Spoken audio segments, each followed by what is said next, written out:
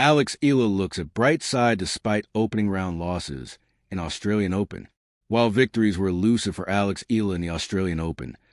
The Filipina tennis star picks up valuable lessons as she navigates her stardom that was in full display in the first Grand Slam of the year, Manila, Philippines.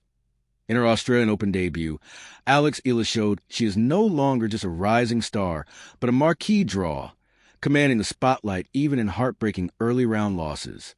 Eala capped her first-ever Australian Open main draw appearance after bowing out in the doubles event alongside Brazilian partner Ingrid Martins after a 7-6, 2-6, 6-3 defeat to Japan's Shuko Aoyama and Poland's Magda Linette on Tuesday, January 20th. This comes after her gutsy stand in the singles that ended in a 0-6, 6-3, 6-2 loss to American Alicia Parks the day prior. "It's only normal that with a loss comes disappointment and being upset," she said. "But then again, it's another opportunity for me to take and learn and grow as a player." Eala and her Martins failed to preserve an early 4-0 lead in the first set, succumbing the final few games as Aoyama and Linette stole the lead. They pulled level by taking the second set before a back-and-forth third set proved fatal in the Filipinas' Australian Open run.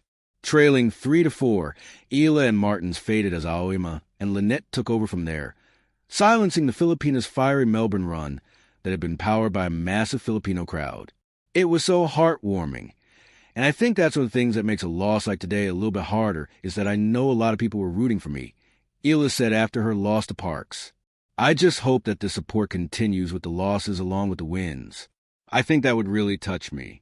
But then again, just the fact that everyone came out and really squeezed into that cozy court. "I really appreciated it," she added. Eala's run was fueled by deafening cheers, a rarity in tennis, loud enough to draw warnings from tournament officials mid-match.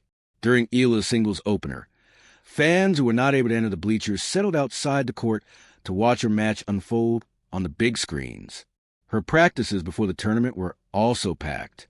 The 20-year-old sensation admitted it got a little overwhelming at times. "I think this week was there were elements that were a bit overwhelming, especially during my practices," she said. "I didn't expect that many people to be there. So, it's a learning process. Like everything is part of the learning process. The trainings are part of a learning process. So, I'm just trying to take it in. I'm still young, 20, so I'm learning how to deal with all of this attention, but then at the same time, being grateful. Now that her Grand Slam run has ended, Eala is expected to fly back to Manila to compete in the Philippine Women's Open, the country's first ever WTA 125 event to be held from January 26th to 31st at the Rizal Memorial Tennis Center as a wild card. The tournament will also see some of the top tennis players in the country, along with world-ranked athletes. I'm happy that it's finally coming together.